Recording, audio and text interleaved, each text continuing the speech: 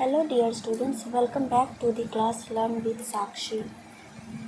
पिछले क्लास में हमने यूरोपियों के आगमन से लेकर 1857 की क्रांति से पहले तक के टॉपिक क्वेश्चन आंसर के फॉर्मेट में कवर किए थे। इस वीडियो में हम 1857 की क्रांति को भी क्वेश्चन आंसर के ज़रिए कवर करने की कोशिश करेंगे। इसमें लगभग 40-45 सवाल है जिसके माध्यम से हम ये पूरी टॉपिक को कवर करेंगे। ये सवाल कहीं से उठाए हुए नहीं हैं, बल्कि खुद कॉपी और पिछले वर्षों के एग्ज़ाम को एनालाइज करते हुए बनाए गए हैं। इन टॉपिक को करने के बाद आपको एक भी डाउट नहीं बचेगा। इसमें हम सब कुछ A to Z कवर करेंगे और क्वेश्चन आंसर की भी प्रैक्टिस करेंगे। मैं क्वेश्चन पढ़ूंगी और आंसर देने से पहले आप लोग कोशिश करना कि आप लोग आंसर दे सको। हो सके तो अपने मन में देना, और अगर आपका मन करे तो आप कमेंट सेक्शन में भी बता सकते हो। अगर आपको कोई डाउट हो तो आप वहाँ पूछ सकते हो। इस टॉपिक को करने के बाद मैं आपको अश्योर करती हूँ कि एग्ज़ाम में इससे बाहर कुछ नहीं आएगा। आप पूरी तरह से इस वीडियो पे और मुझ पे भरोसा कर सकते हो। अगर आपको कोई सजेशन देना हो तो आप ज़रूर कमेंट करना, और अगर आप चाहते हो कि मैं आपके लिए किसी और सब्जेक्ट के भी वीडियो क्वेश्चन आंसर के फॉर्मेट में लेके आऊँ तो आप ज़रूर बताना। चलिए बिना किसी देरी के वीडियो को शुरू करते हैं। हमारा पहला सवाल है, 1857 के विद्रोह के कारणों के संदर्भ में निम्नलिखित कथनों पर विचार कीजिए। पहला ऑप्शन है 1850 के लेक्स लोकी अधिनियम। लेक्स लोकी अधिनियम ने ईसाई धर्म अपनाने वालों को पैतृक संपत्ति का अधिकार दिया। सबसे पहले तो हम ये जानेंगे कि लेक्स लोकी अधिनियम क्या है। इसके माध्यम से अगर कोई हिंदू या मुसलमान व्यक्ति ईसाई धर्म अपनाता है तो उसे अपने पैतृक संपत्ति से वंचित नहीं किया जाएगा। दूसरा है सामान्य सेवा भर्ती अधिनियम 1856 के तहत सैनिकों को अनिवार्य रूप से समुद्र पार भेजना तय किया गया। लॉर्ड डलहौजी ने अवध का विलय हड़प नीति के आधार पर किया। इसमें हमारा ये ऑप्शन तो सही है, ये भी सही है, क्योंकि 1856 सामान्य सेवा भर्ती अधिनियम के सैनिकों को अनिवार्य रूप से समुद्र पार भेजना तय किया गया। उस समय समुद्र पार जाना धर्म के खिलाफ माना जाता था और अंग्रेज़ों ने ये नियम बना दिए थे, जिस कारण जनता भड़क गई थी। लॉर्ड डलहौजी ने अवध का विलय हड़प नीति के आधार पर किया। नहीं, ये गलत है। अवध का विलय कुशासन के आधार पर किया गया था, ना कि हड़प नीति के।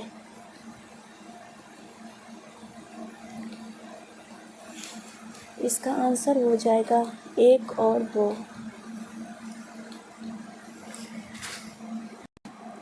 अक्सर हम मानते हैं कि चर्बी वाले कारतूस 1857 की क्रांति के होने के लिए इम्पोर्टेंट थे, लेकिन वो तो मात्र एक चिंगारी थे। असली कारण तो ये लेक्स लोकी और अन्य कानून थे जो लंबे समय से चले आ रहे थे। आगे बढ़ते हैं। 1857 के विद्रोह के दौरान बिहार में हुए घटनाक्रमों का सही कालक्रम क्या है?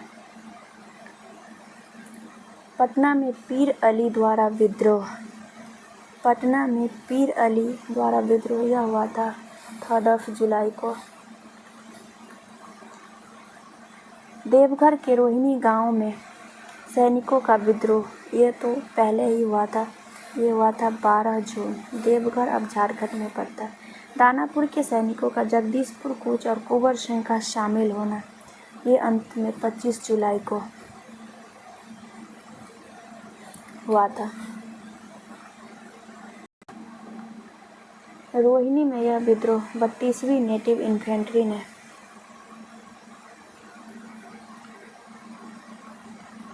शुरू किया था।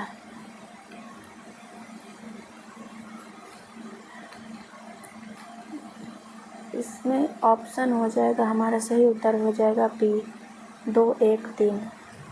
आगे बढ़ते हैं। सूची 1 जिसमें केंद्र है, सूची 2 जिसमें नेता है के साथ सुमेलित करें।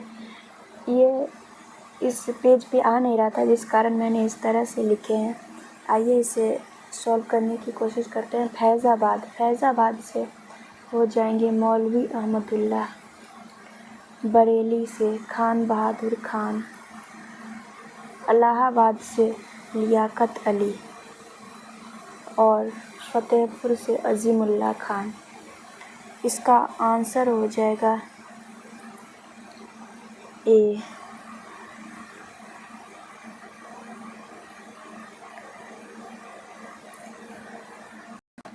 फैज़ाबाद से मौलवी अहमदुल्ला, इन्हें अंग्रेज़ों का सबसे बड़ा कट्टर दुश्मन माना जाता था। सबसे कट्टर दुश्मन। आगे बढ़ते हैं। कौन सा कथन असत्य है? क्वेश्चन में ज़रूर मार्क कर ले कि क्या पूछा गया, सत्य असत्य सही गलत। ऑप्शन ए है, मंगल पांडे 34वीं नेटिव इन्फेंट्री के सिपाही थे। बिल्कुल ये सही है। 1857 के विद्रोह के समय ब्रिटेन का प्रधानमंत्री पाम स्टर्न था। विद्रोह के दौरान शिक्षित मध्यम वर्ग ने विद्रोहियों का बढ़ चढ़कर साथ दिया। तात्या टोपे का वास्तविक नाम रामचंद्र पांडुरंग था। इसका ऑप्शन सी सही आंसर हो जाएगा क्योंकि यहाँ असत्य पूछा है। इसमें लिखा है शिक्षित मध्यम वर्ग ने विद्रोहियों का साथ दिया। नहीं, शिक्षित मध्यम वर्ग ने इस विद्रोह में तटस्थता जताई थी, जो एक बड़ा कारण साबित हुआ इस विद्रोह के विफल होने में। इस विद्रोह की सबसे बड़ी कमजोरी ये थी कि शिक्षित मध्यम वर्ग ने इसमें शामिल नहीं हुए। उन्हें लगता था कि अंग्रेजों के रहने से भारत का आधुनिकीकरण होगा। 1857 का विद्रोह न तो प्रथम था, न ही राष्ट्रीय और न ही स्वतंत्रता संग्राम था। यह प्रसिद्ध विचार किसका है? इसका आंसर हो जाएगा आर.सी. मजूमदार। इन्होंने कहा था कि यह विद्रोह न तो प्रथम था, न ही राष्ट्रीय और न ही स्वतंत्रता संग्राम। ऑप्शन रिलेट करते हैं। वी.डी. सावरकर। वी.डी. सावरकर ने कहा था यह भारत का प्रथम स्वतंत्रता संग्राम था। एस.एन. सेन ये इस विद्रोह के सरकारी इतिहासकार थे। आर.सी. मजूमदार ने यह कथन कहा है। उन्होंने the sepoy mutiny and the revolt of 1857 में यह बात कही थी। उन्होंने कहा कि यह न तो पहला था क्योंकि पहले भी छोटे विद्रोह हुए थे, न राष्ट्रीय क्योंकि यह इसमें पूरा भारत शामिल नहीं हुआ था, और न ही यह स्वतंत्रता संग्राम था। छठवां सवाल है, रानी लक्ष्मीबाई के संदर्भ में विचार करें। इनका जन्म वाराणसी में हुआ था और बचपन का नाम मणिकर्णिका था। बिल्कुल। इनके विरुद्ध लड़ने वाले ब्रिटिश अधिकारी का नाम जनरल ह्यू रोज था। ग्वालियर के पतन के बाद ये तात्या टोपे के साथ मिलकर लड़ी थी।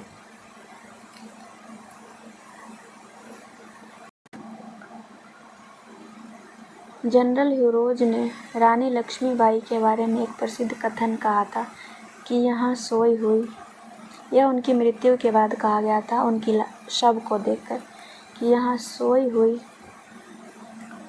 महिला सभी विद्रोहियों में एकमात्र मर्द है।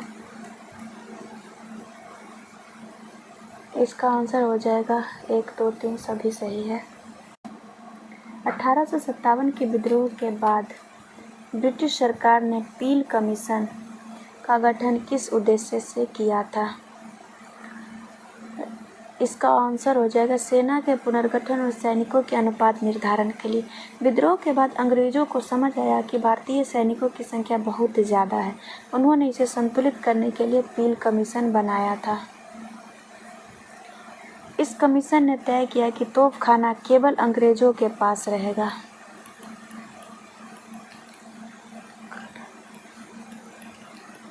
केवल अंग्रेजों के पास रहेगा और अवध और बिहार के सैनिकों की संख्या कम कर दी जाएगी।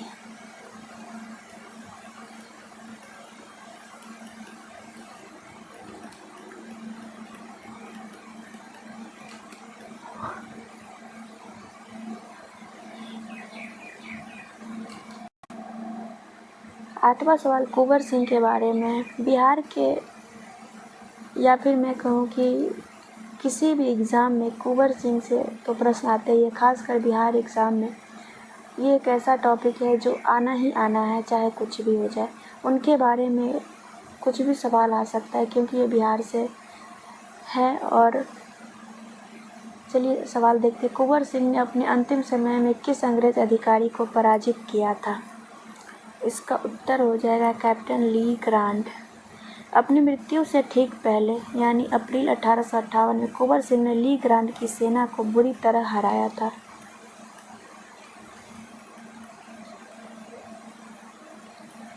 इसी युद्ध में वे घायल हुए और उनकी मृत्यु हो गई थी। विलियम टेलर और विंसेंट आयर ने आरा और जगदीशपुर में विद्रोह को दबाने का काम किया था। आरा और जगदीशपुर में। हमारा अगला सवाल, यह एक धर्मांध का ईसाइयों के विरुद्ध युद्ध था। यह कथन 1857 की क्रांति के बारे में किसने कहा? यह कथन L.E.R. रीज ने कहा था। रीज जैसे कट्टरपंथी अंग्रेजों का मानना था कि भारत में जो हुआ वह हिंदू मुस्लिम का ईसाइयों पर हमला था। इसे धर्म का युद्ध नाम दिया गया। ऑप्शन में T.R. होम्स है। इन्होंने इसे बर्बरता और सभ्यता के बीच का युद्ध कहा था। बर्बरता बनाम सभ्यता। अगला सवाल है हमारा, 1858 के महारानी के घोषणा पत्र के बारे में क्या सही है? इसे मार्क कर लेंगे। इसे लॉर्ड कैनिंग ने 1 नवंबर 1858 को इलाहाबाद में पढ़ा था। इसके तहत भारत सचिव का एक नया पद बनाया गया। डलहौजी की हड़प नीति को पूरी तरह त्यागा गया। इसे देखते हैं। 1 नवंबर 1858 को कैनिंग ने इसे पढ़ा। इसके बाद ईस्ट इंडिया कंपनी का अंत हुआ। यहाँ पे मैं लिखती हूँ, ईस्ट इंडिया कंपनी का अंत हुआ और ब्रिटेन की महारानी भारत की मालकिन बन गई।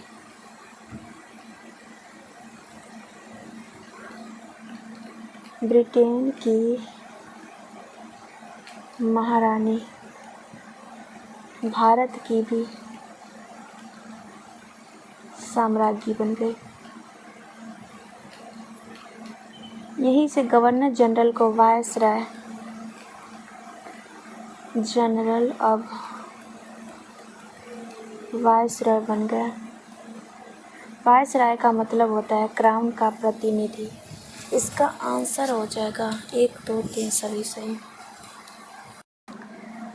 11वां सवाल, 1857 के विद्रोह के आर्थिक प्रभाव और स्वरूप के बारे में निम्नलिखित कथनों पर विचार कीजिए। एडवर्ड थॉमसन ने इस विद्रोह को आर्थिक शोषण के विरुद्ध एक प्रतिक्रिया माना। बिल्कुल। विद्रोहियों ने साहूकारों और महाजनों के बही खातों को जला दिया क्योंकि वे उन्हें अंग्रेजों का एजेंट मानते थे। इस दौरान भारत में धन का निष्कासन की गति धीमी हो गई। नहीं, ये ऑप्शन गलत हो जाएगा। ये धीमी नहीं बल्कि तेज हो गई थी क्योंकि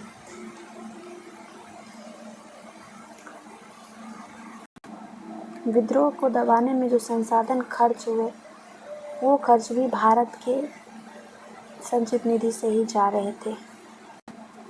आइए इससे रिलेट करते हैं।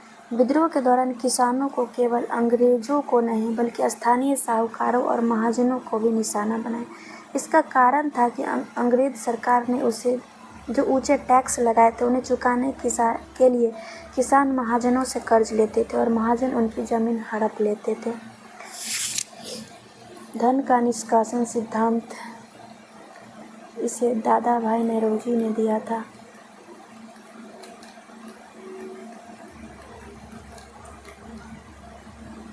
नौरोजी ने। उन्होंने बाद में बताया कि विद्रोह को दबाने में अंग्रेज ने जो पैसा खर्च किया वह भी भारतीय खजाने से ही गया था, इसीलिए निष्कासन के बजाय यह और तेज हो गया।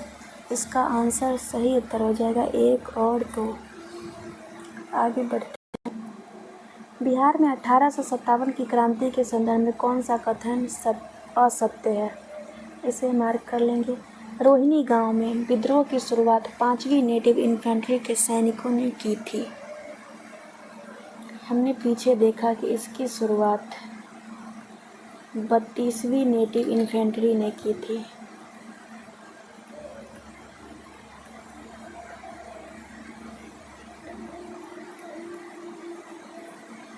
पटना के कमिश्नर विलियम टेलर ने पीर अली के विद्रोह को दबा दिया।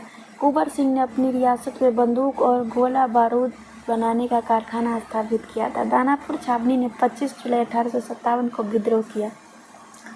बिल्कुल, इसका ऑप्शन ए गलत है। और ये क्यों गलत है इसे देखते हैं।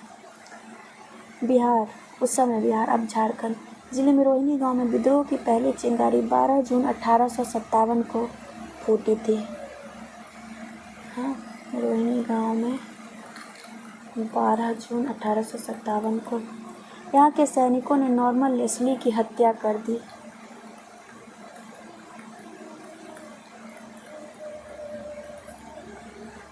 कुंवर सिंह ने अपनी रियासत में गोला बारूद का कारखाना इसलिए बनाया क्योंकि वे जानते थे कि अंग्रेजों से लंबी लड़ाई लड़ने के लिए सप्लाई चेन अपनी होनी चाहिए। यह उनकी दूरदर्शिता को दिखाता था।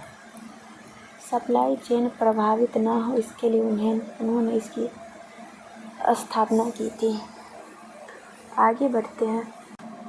निम्नलिखित को सुमेलित करें। दिल्ली से जॉन निकलसन और हडसन।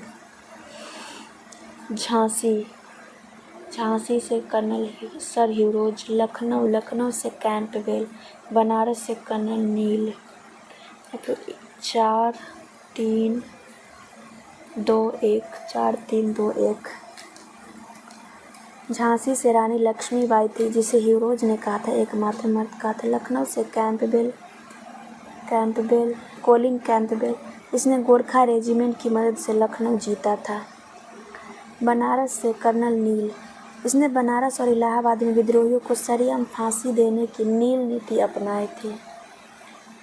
ये बनारस और इलाहाबाद से भी के विद्रोहों को भी इसी ने दबाया था। आगे बढ़ते हैं। यह विद्रोह केवल एक सिपाही विद्रोह नहीं था बल्कि श्वेतों के विरुद्ध कालों का एक सुनियोजित युद्ध था। यह कथन किसका है? इसका आंसर हो जाएगा सर जे का मानना था कि यह विद्रोह केवल सैनिकों का नहीं था बल्कि यह सफ़ेद रंग वाले के खिलाफ काले रंग वालों का गुस्सा था, अर्थात अंग्रेजों के खिलाफ भारतीयों का। ऑप्शन में जेम्स आउटरम है। जेम्स आउटरम ने इसे मुस्लिम षड्यंत्र कहा था। मुस्लिम षड्यंत्र। टी.आर. होम्स ने इसे सभ्यता बनाम बर्बरता। ये मैं बार इसलिए रिपीट कर दे रही हूँ क्योंकि सुनने से ज़्यादा दिमाग में बैठता है। 1857 के विद्रोह के समय ब्रिटिश सेना के बारे में पील कमीशन की सिफारिशों पर विचार करें। बंगाल सेना में भारतीयों और यूरोपीय सैनिकों का अनुपात 2:1 निश्चित किया गया। बिल्कुल, अंग्रेजों ने तय किया कि बंगाल में भारतीय सैनिकों की संख्या कम करनी होगी क्योंकि यह सबसे ज़्यादा विद्रोह यहीं से हुआ था। इसीलिए यहाँ 2:1 यानी 2 भारतीयों पर 1 अंग्रेज का अनुपात रखा। मद्रास और बॉम्बे में यह अनुपात 5:2 था। हाँ, क्योंकि वो ज़्यादा वफादार थे। यानी कि दक्षिण के राज्यों में 1857 की क्रांति उतनी उफान पे नहीं थी जितने उत्तर भारत में थी। तोपखाना विभाग को पूरी तरह से यूरोपियों के हाथों में दे दिया गया। ये भी सही है। तोपखाना विभाग को पूरी तरह भारतीयों से छीन लिया ताकि वो दोबारा भारी हथियारों का इस्तेमाल न कर सके। इसका आंसर हो जाएगा डी, सभी सही है। ये मैंने इसमें कन्फ्यूज़न हो सकता है कि आगे बढ़ते हैं। बाबू कुंवर सिंह के बारे में कौन सा कथन सत्य है? उन्होंने आजमगढ़ के पास अंग्रेजों को बुरी तरह पराजित किया था। वे उत्तर प्रदेश के विद्रोही नेता नाना साहेब के साथ मिलकर लड़ने की योजना बना रहे थे। जगदीशपुर में उन्होंने एक स्वतंत्र सरकार की स्थापना की थी। आइए इसे और डिटेल में देखते हैं।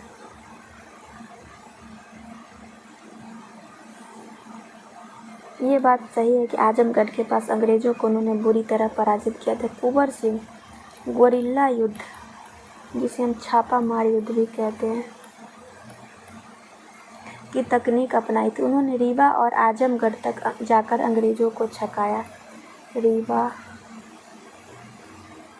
से आजमगढ़।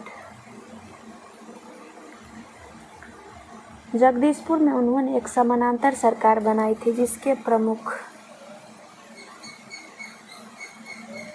अमर सिंह थे। आगे बढ़ते हैं। 1857 की घटना एक विद्रोह नहीं बल्कि एक गृह युद्ध थी। यह टिप्पणी किसने की थी? यह ऑप्शन हो जाएगा J.W. केरी। उसने इसे गृह युद्ध यानी सिविल वॉर इसलिए कहा क्योंकि भारतीय समाज दो हिस्सों में बट गया था। एक हिस्सा विद्रोही लड़ रहा था और दूसरा हिस्सा जमींदार या कुछ राजा या शिक्षित वर्ग अंग्रेजों की मदद कर रहा था। यानी कि सब लोग एक उद्देश्य के लिए नहीं लड़ रहे थे। ऑप्शन में अब कार्ल मार्क्स है। कार्ल मार्क्स ने इसे सामंतवाद का अंतिम प्रयास कहा। सामंतवाद का अंतिम प्रयास। निम्नलिखित में से कौन सी रियासत 1857 के विद्रोह से पूरी तरह अछूती रही थी? इसका आंसर हो जाएगा चित्तौड़। 1857 का विद्रोह मुख्य रूप से उत्तर और मध्य भारत तक, यह मेनली उत्तर से मध्य भारत तक सीमित था। राजस्थान की रियासत जैसे चित्तौड़, मेवाड़ और दक्षिण भारत का बड़ा हिस्सा इससे दूर था, जिससे अंग्रेजों को अपनी सेना को सुरक्षित रखने में मदद मिली थी। 1857 के विद्रोह के दौरान अजीमुल्लाह खान ने किस पत्रिका का संपादन किया था? इसका उत्तर हो जाएगा पयाम-ए-आज़ादी। अजीमुल्लाह खान नाना साहिब के सलाहकार थे। नाना साहब के सलाहकार। इन्होंने पत्रिका के माध्यम से जनता में राष्ट्रवाद की भावना भरी। राष्ट्रवाद की।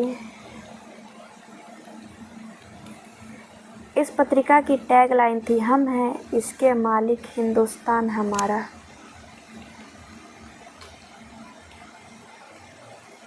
हम हैं इसके मालिक, हिंदुस्तान। दोस्तों, ये ऐसे पहलू है 1857 की क्रांति के टॉपिक से जो हम जनरली नहीं पढ़ते। यहाँ मैं बहुत डीपली आप लोगों को बता रही हूँ क्योंकि एग्ज़ाम में अब बहुत डीपली पूछता है, ऊपर ऊपर से अब बहुत कम सवाल आते हैं। इसलिए अब ज़रूरत है कि हम बिल्कुल सतह से शुरू करें और टॉप तक जाए। इसलिए हमारा सब कुछ पढ़ना ज़रूरी है।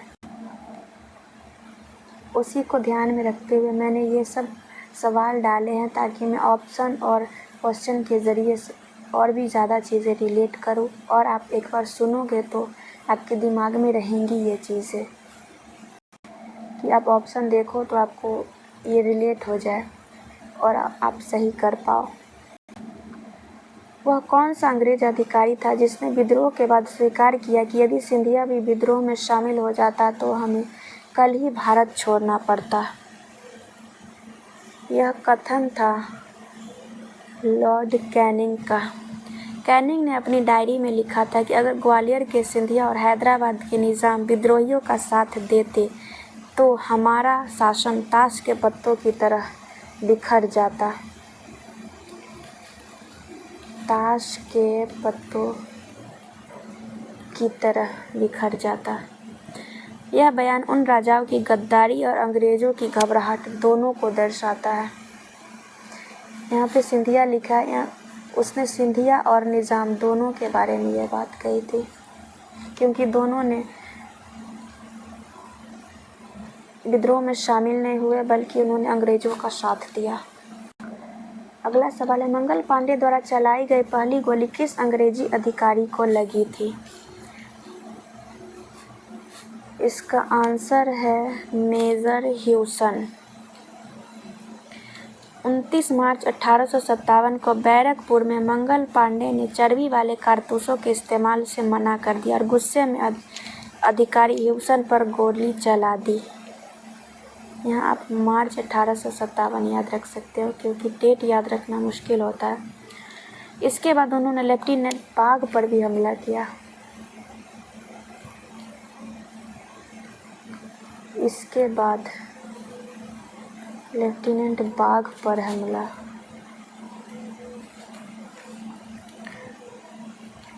ऑप्शन में जनरल फिनिश है। जनरल फिनिश मेरठ विद्रोह के दौरान मारे जाने वाले पहले अंग्रेज अधिकारी थे।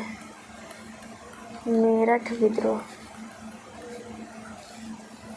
मंगल पांडे को 8 अप्रैल 1857 को फांसी दी गई थी, जो निर्धारित तिथि से 10 दिन पहले थी, क्योंकि अंग्रेज डरे हुए। यहाँ मैं ये लिख देती हूँ कि मंगल पांडे को 8 अप्रैल 1857 को फांसी हुई थी, क्योंकि ये इम्पोर्टेंट डेट है। स्टेटमेंट वाले सवाल में आते हैं ये, यहाँ लिखा नहीं रहा, समझ लेना। 1857 के विद्रोह के सामाजिक धार्मिक कारणों के संदर्भ में विरासत का नियम यानी लैप्स ऑफ प्रॉपर्टी क्या था? ये ईसाई धर्म अपनाने वाले व्यक्ति को पैतृक संपत्ति से वंचित न करने का प्रावधान, इसे हम लेक्स लोकी कानून भी कहते हैं।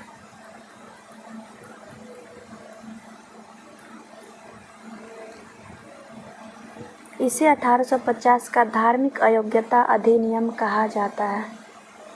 यहाँ मैं लिखती हूँ,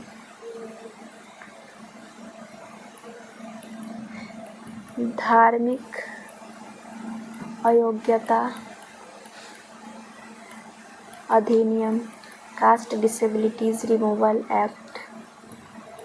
पहले हिंदू व मुस्लिम कानून के अनुसार धर्म बदलने पर उत्तराधिकार खत्म हो जाता था, लेकिन अंग्रेजों ने इसे बदल दिया ताकि धर्म परिवर्तन को बढ़ावा मिल सके, और भारतीयों को लगा कि अंग्रेज उनका धर्म खत्म करने पर तुले हुए हैं। दिल्ली में विद्रोहियों के दमन के बाद हडसन ने किस स्थान पर बहादुर शाह जफर के बेटों की हत्या की थी? बहादुर शाह जफर के बेटों की हत्या हुई थी खूनी दरवाज़ा। दिल्ली पर दोबारा कब्जे के बाद मेजर हडसन और बहादुर शाह जफर के 2 बेटों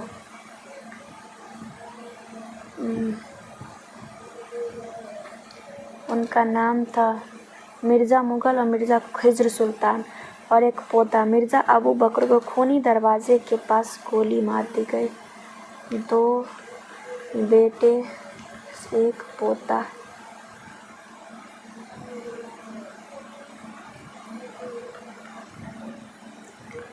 हडसन ने उनके सिर काटकर थाली में सजाकर बहादुर शाह जफर के पास तोहफे के रूप में भेजे थे। आप सोच सकते हो, बात करते हुए हमारा मन कितना दुखता है। यह उस समय अंग्रेजों की चरम क्रूरता का उदाहरण था। विद्रोह के दौरान शहजादा फिरोज शाह ने कहाँ से विद्रोह का झंडा बुलंद किया था? शहजादा फिरोज शाह, इसका उत्तर हो जाएगा मंदसौर, मध्य प्रदेश। शहजादा फिरोज शाह मुगल वंश से थे। उन्होंने मंदसौर में विद्रोह का नेतृत्व किया और स्वयं को स्वतंत्र शासक घोषित किया था। ये तात्या टोपे के साथ मिलकर भी लड़े थे। विद्रोह विफल होने पर वे भारत छोड़कर मक्का चले गए, जहां 1857 में 1977 में उनकी मृत्यु हो गई। इलाहाबाद में विद्रोह को कुचलने के लिए किस ब्रिटिश अधिकारी ने फांसी देने की अमानवीय नीति अपनाई थी? इसका उत्तर हो जाएगा कर्नल नील। कर्नल नील ने बनारस और इलाहाबाद में विद्रोह को दबाने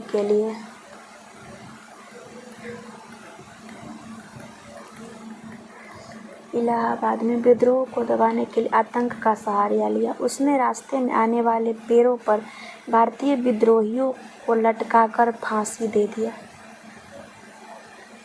यहाँ ऑप्शन में इलाहाबाद में लियाकत अली ने विद्रोह का नेतृत्व किया। नील ने कसम खाई कि वह इलाहाबाद की सड़कों को विद्रोहियों के खून से लाल कर देगा।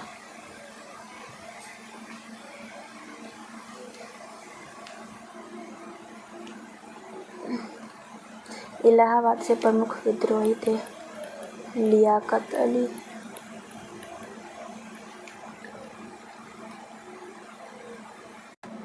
भारतीय सैनिकों के वेतन और भत्तों के संदर्भ में 1857 से पहले एक पैदल सैनिक का वेतन लगभग कितना था? एक पैदल सैनिक का वेतन लगभग 7 रुपये प्रति माह था। उस समय एक भारतीय पैदल सैनिक का वेतन मात्र 7 रुपये था, जबकि एक घुड़सवार का वेतन लगभग 17 रुपये था। घुड़सवार 27 रुपये था। इस 7 रुपये में भी उन्हें अपनी वर्दी, खाना और यहाँ तक कि अपने वरिष्ठ अधिकारियों के बैटमैन यानी नौकर के खर्चे भी देने पड़ते थे। इस आर्थिक शोषण ने सैनिकों में भारी गुस्सा भरा था। ये वही कारण है जिसके बाद 1857 की क्रांति की भूमिका बंधी थी। 1857 के विद्रोह को किसने मार्क्सवादी दृष्टिकोण से सामंती प्रतिक्रिया कहा? इसका उत्तर हो जाएगा रजनी पाम दत्त। मार्क्सवादी इतिहासकारों का मानना था कि 1857 की क्रांति आधुनिक नहीं थी। यह उन पुराने राजाओं और जमींदारों की आखिरी कोशिश थी जिनकी ताकत अंग्रेज छीन रहे थे।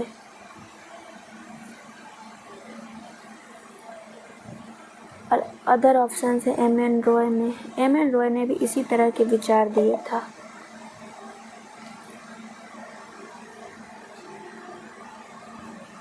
एम एन रॉय ने भी इसी तरह के विचार दिए थे कि यह सामंतवाद की अंतिम चीख थी।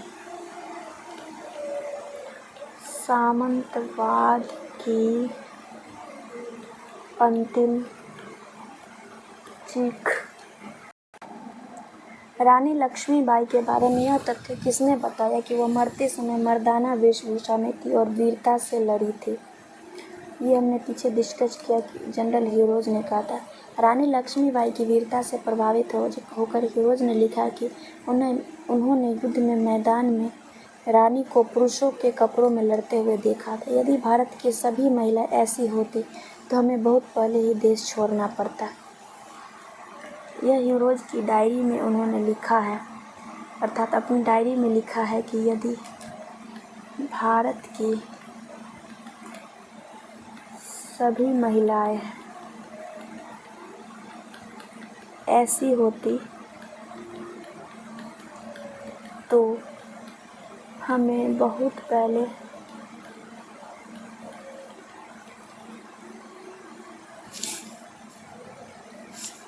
ही देश छोड़ना पड़ता। 1857 के विद्रोह के बाद किस राज्य के शासक को नाइटहुड और JCASI की उपाधि अंग्रेजों के प्रति वफादारी के लिए दी गई थी? इसका उत्तर हो जाएगा ग्वालियर के सिंधिया। विद्रोह के दौरान ग्वालियर के सिंधिया अंग्रेजों के प्रति वफादार रहे। हालांकि उनकी सेना विद्रोहियों से मिल गई थी। अंग्रेजों ने उन्हें पुरस्कृत करने के लिए नाइटहुड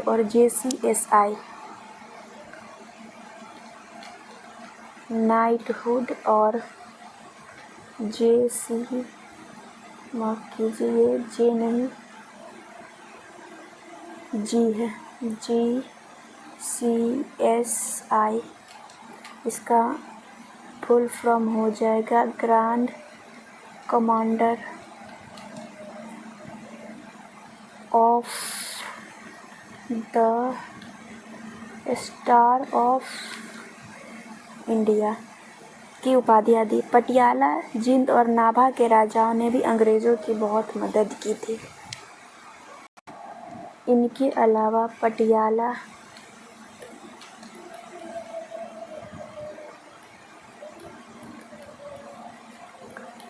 जिंद और नाभा के राजाओं ने भी अंग्रेज़ों की मदद की थी। 1857 के विद्रोह का सबसे कम प्रभाव निम्न में से किस वर्ग पर पड़ा? सबसे कम प्रभाव पूछा है। इसका उत्तर हो जाएगा मध्यम वर्गीय शिक्षित भारतीय। डॉक्टर, वकील और इंजीनियर जैसे शिक्षित लोग इस विद्रोह से दूर रहे। उन्हें डर था कि यदि विद्रोही जीत गए तो भारत फिर से पुराने ज़माने में चला जाएगा। वे अंग्रेज़ों के आधुनिक विज्ञान और शिक्षा के कायल थे।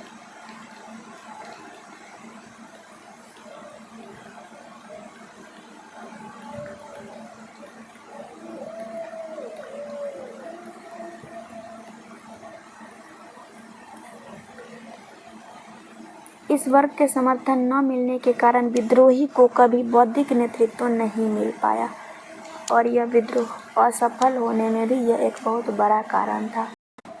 अफवाहों और भविष्यवाणियों के संदर्भ में विचार करें। यह अफवाह फैली थी कि प्लासी के युद्ध के ठीक 100 साल बाद 23 जून 1857 को अंग्रेजी राज खत्म हो जाएगा। ये सही है। चपाती और कमल के साथ साथ हड्डियों का चूरा आटे में मिले होने की अफवाह ने भी अंग्रेज विद्रोह की आग भड़काई। ये भी सही है। इसका व्याख्या देख लेते हैं। इतिहास केवल हथियारों से नहीं, भावनाओं से लड़ा जाता है।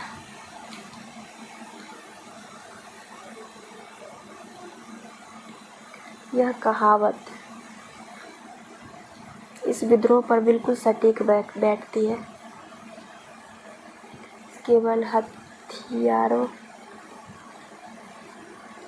से नहीं, भावनाओं से लड़ा जाता है। अफवाह एक थी कि प्लासी के युद्ध के बाद ठीक 100 साल बाद अंग्रेजी राज खत्म हो जाएगा। लोगों के बीच यह विश्वास था कि प्लासी के युद्ध के ठीक 100 साल बाद अंग्रेजी राज का अंत भगवान का लिखा हुआ है। 23 जून 1857 को विद्रोहियों ने इस जोश के साथ हमला किया था। यहाँ दूसरा अफवाह है कि चपाती और कमल वाला। यह बात जंगल की आग की तरह फैली कि अंग्रेज़ों ने जानबूझकर आटे में गाय और सूअर की हड्डियों का चूरा मिलवाया है ताकि इसका सबका धर्म भ्रष्ट हो जाए। इन अफवाहों ने अनपढ़ जनता को भी अंग्रेज़ों के खिलाफ पवित्र युद्ध के लिए तैयार कर दिया। अगला सवाल, 1857 के विद्रोह के दौरान छोटा नागपुर क्षेत्र में विद्रोह का नेतृत्व किसने किया था? इसका उत्तर हो जाएगा ठाकुर विश्वनाथ शाहदेव और पांड्या गणपत राय। छोटा नागपुर क्षेत्र झारखंड के रांची और चतरा क्षेत्र में उन्होंने मुक्ति वाहिनी सेना बनाई। मुक्ति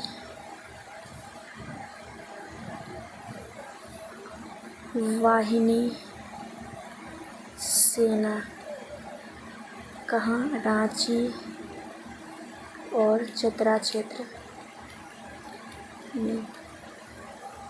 भगवान बिरसा मुंडा, इन्होंने 1895 से 1900 के दौरान मुंडा विद्रोह किया था। सिद्धू और कान्हू ने 1855 में संथाल विद्रोह का नेतृत्व किया। इन्होंने मुंडा विद्रोह। जतारा भगत,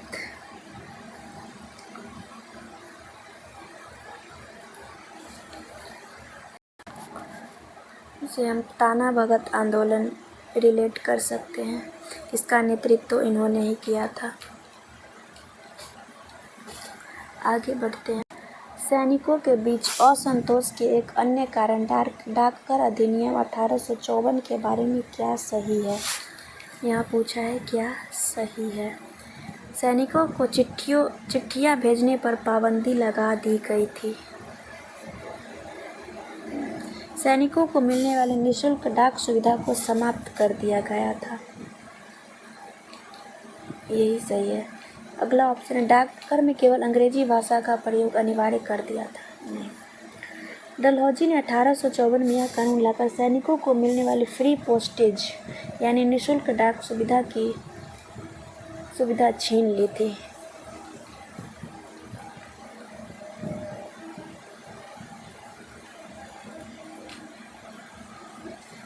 सैनिक अपने घर से दूर रहते थे। चिट्ठियाँ ही घर से जुड़ने का एकमात्र साधन थी। उस समय पैसे लगने की वजह से उनके मन में यह बैठा कि अंग्रेज सरकार उनकी बुनियादी सुविधाओं पर भी हमला कर रही है, जो कि 1857 की विद्रोह की भूमिका में भी बहुत हेल्पफुल रहा। विद्रोह के दौरान बहादुर शाह जफर ने किसे साहब ए आलम बहादुर का खिताब दिया। इसका उत्तर हो जाएगा बख्त खान। बहादुर शाह जफर ने बख्त खान की सैन्य सूझबूझ से प्रभावित होकर उसे यह उपाधि दी थी।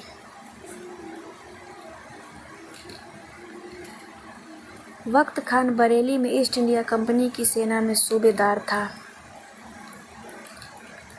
लेकिन विद्रोह शुरू होने पर वे दिल्ली आ गए और पूरी सैन्य कमान संभाली।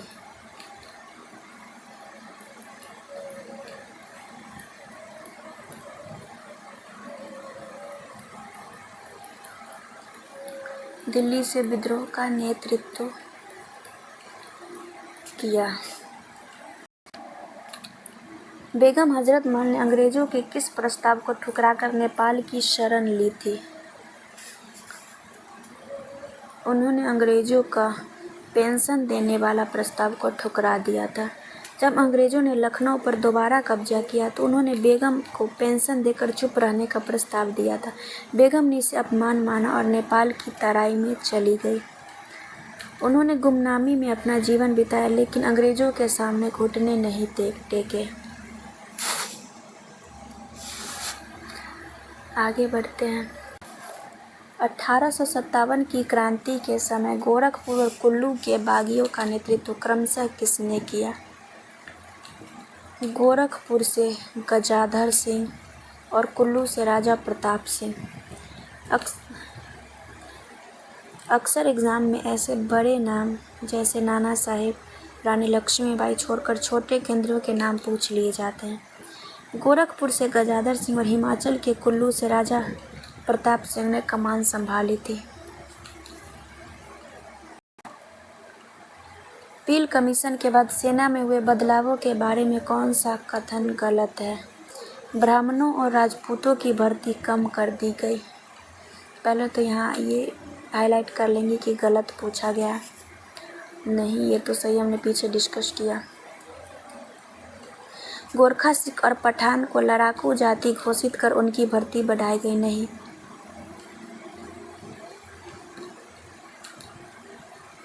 ये भी सही हो जाएगा क्योंकि यहाँ गलत पूछा गया। सेना में सांप्रदायिक और क्षेत्रीय आधार पर रेजिमेंट बनाए गए। भारतीय सैनिकों को आधुनिकतम तोप चलाने का प्रशिक्षण दिया जाने लगा। नहीं, हमने पीछे देखा कि तोपखानों का पूरी जिम्मेदारी अंग्रेजों को दी गई। तो ये वाला ऑप्शन हमारा गलत हो जाएगा, अर्थात सही आंसर यही होगा। विद्रोह के बाद अंग्रेजों ने बहुत चालाकी की। उन्होंने डिवाइड एंड रूल को सेना में लागू किया।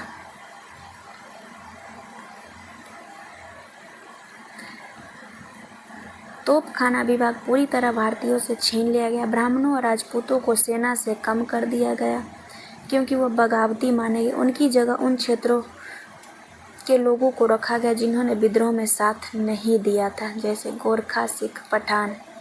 इनकी संख्या को बढ़ाया गया। विद्रोह के दौरान अंग्रेजों की मदद करने वाली सल्तनत या रियासत कौन सी थी जिसने अपनी सेना के साथ साथ धन भी दिया?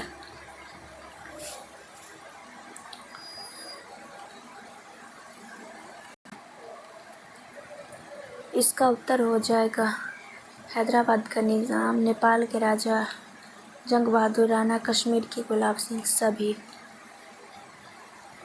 यह विद्रोह सफल हो जाता यदि भारत की सभी रियासतें साथ दे देती। हैदराबाद के निज़ाम, नेपाल के जंग बहादुर, राणा, कश्मीर के गुलाब सिंह ने अंग्रेजों को न केवल पैसे दिए बल्कि सेना भी भेजी ताकि विद्रोह को बेरहमी से कुचला जा सके। पैसा प्लस सेना दोनों दिया। तात्या टोपे को पकड़वाने वाला मान सिंह कहाँ का जागीरदार था? ये था नरवर का जागीर। तात्या टोपे जब जंगलों में छिपकर गोरिल्ला युद्ध लड़ रहे थे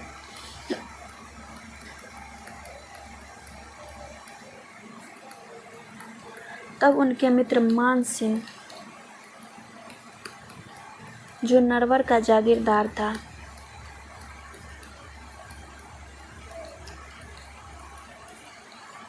अंग्रेजों को उनकी लोकेशन बता दी। तात्या टोपे को 18 अप्रैल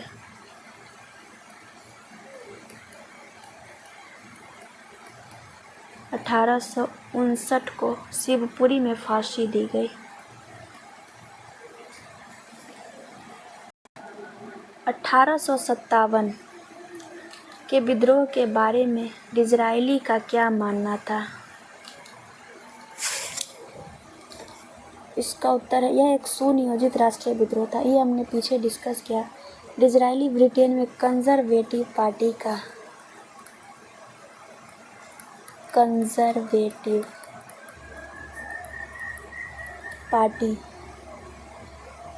का नेता था। उसने ब्रिटिश संसद में चिल्लाकर कहा था कि यह केवल चर्बी वाले कारतूसों की घटना नहीं बल्कि यह एक राष्ट्रीय विद्रोह है जो कंपनी के कुशासन का नतीजा है, जो कंपनी के